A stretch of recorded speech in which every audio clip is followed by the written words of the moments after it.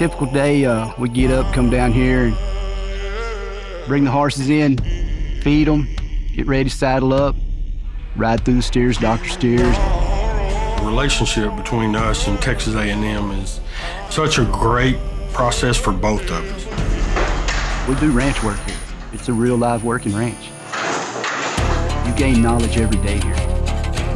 The prison environment allows for the students to learn, and they recognize that they're also training their trustees to work with animals as well. Their mission is to actually try to rehabilitate. Our mission is to try to educate. Our two missions start to mirror each other just a little bit in that sense, where we're trying to both educate so that our students, their offenders, can be productive members of society. It's the opportunity of a lifetime. It's a shame that you have to be put in a position like this to gain the opportunities that you have here. If you got to be in prison, what better way to be than something that you do as a pastime out there, you know, in your free time.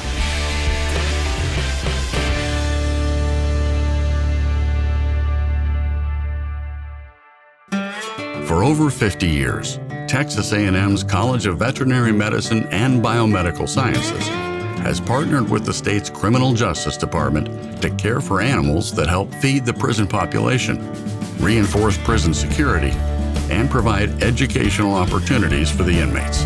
There's not another state in the United States that's remotely close to the size of the agribusiness program that we have here in Texas. That's huge. And that's not something that just anybody can do. So that relationship is so instrumental in what we do. 50 to 60 years ago, this relationship started, and we think that this program, allowing for students to really get a lot of hands-on learning experience, is really important to their career. TCJ has 5 main species that we interact with almost on a daily basis: dogs, horses, pigs, chickens, and cattle. The number of animals out there is what makes the relationship so amazing for us, because in any calendar year, we'll make over 1,000 visits to different farms. We might see 200 animals in a day, and those are going to be a large population, which gives the students an ability to continuously grow and get better with each of those different animals that we're working with. Everything's bigger and better in Texas, and that includes the prison systems. We literally go all across Texas.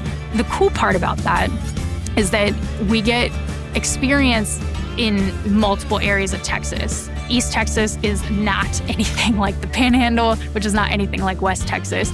The opportunity to be able to travel all across Texas gives us the opportunity to work with different breeds that do better in certain areas of Texas, as well as different diseases that certain areas of Texas might be more prone to. We are going to be more well-rounded as a whole for our class because we are able to get that variety. While this gives Aggie students a great opportunity to apply new knowledge and skills, it also benefits the state of Texas. Prisons can maintain populations of animals that provide food and security, and that are able to receive free veterinary care, all without burdening Texas taxpayers. We breed anywhere from 90 to 100 mares each year, and we raise horses for our field operations, for our kennel operations, and for our beef cattle operations. Personally, I work with the vet staff on a daily basis. If you need them, they're just a phone call away. If they can't help us on the phone, they're going to be there as quick as possible. Just in our equine program, we have horses that stretch from all the way down south, Beeville area, all the way north of Amarillo to Deep East Texas. So if there's a horse, it may be 8-hour drive to go check on a horse. But if we call and there's one in need, they're going to go. Within the relationship, there are avenues in which we can develop some of the science behind what we do. Even if it's something we decide to do as a veterinarian and we say this is the best medicine, but then we have all this data because of the large herd that they have, we can actually go and evaluate that data and say, was that a good decision? Not only for TDCJ, but then we can maybe extrapolate that and say, okay, this is maybe the direction that it should go in the industry outside of the walls of TDCJ. The amount of agriculture that our Texas prison system is involved in, it's astounding. You know, we really have the opportunity to do everything. While Texas A&M handles their veterinary needs, inmates tend to the daily care and maintenance of these animals. And that experience, along with those acquired job skills, help keep former prisoners out of prison. The marketable job skills that we teach these offenders on a daily basis really does help reduce the recidivism rate of the offenders that come through our program. The individuals we work with, when we show up, I feel like they kind of want to hear. They want to be involved with what we're doing because, again, it's a team, it's a partnership. They see the value in what we're providing. They also maybe see the value in what they're getting for their future as well. Those individuals that we work with have a very low recidification rate, and we play maybe a small part in that, so we can maybe be there to help educate them about caring for those animals or some of the jobs that are available for them once they get out. Historically, for the amount of offenders that we have, our recidivism rate is phenomenal. 8 to 9% of those offenders returning back into custody. When we join the team, we are given training and education through the prison system to adhere to all their regulations and rules and to provide security for the students.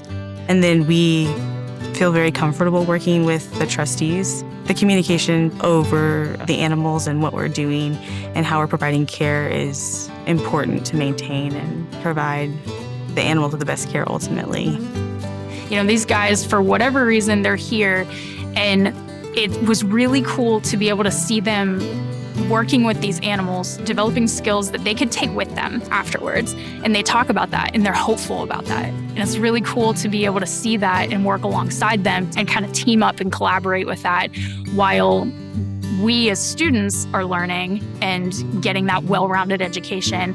And then they're also developing those skills to be able to take with them and feel purposeful.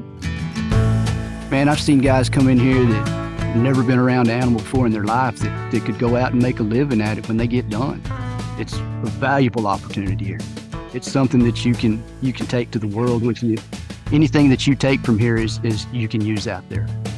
I don't know that everybody understands what this agribusiness operation means to TDCJ. Providing a significant cost avoidance for the state and the taxpayers, helping to feed our inmate population, helping to clothe our inmate population, not only doing that to help us, but in the meantime, we're teaching veterinarians to be veterinarians.